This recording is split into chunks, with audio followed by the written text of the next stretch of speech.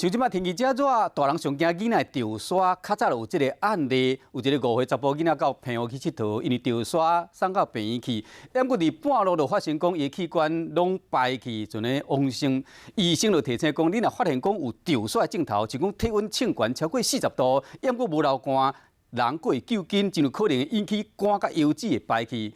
这个时阵袂使干那等救护车来，爱将人赶紧送到较凉的所在补充水分，注意通风，嘛会使呢夜水降温，斗救伊的命。日头真炎，非常热，大安森林公园内面真侪囡仔咧耍。我会下午5点之后，然后涂一些防晒啊，多补充水分。真正爱做风拍，这天气是愈来愈热，医师提醒囡仔可能不知不觉去热到。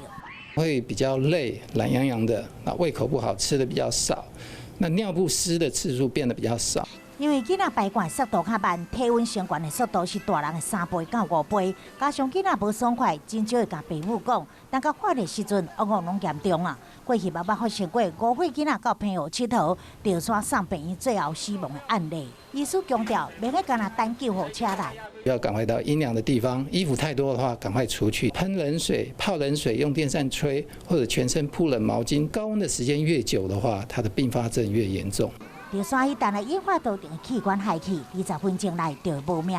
安怎提早预防？有小撇步，咱来看体内是毋是欠水。当这个热量减少、宿水变深，或者是身躯感觉烧烧、煞袂流汗、感觉喙干，以及透过这个试验，让这手部的皮肤放开了后，发现皮肤断断的速度较慢，这代表已经严重的脱水，要赶紧补充水分，或者马上就医。提醒父母，热天带囡仔佚佗，一定要准备水甲面巾，当时戴帽啊，抑佫穿看的衫，避免去热到。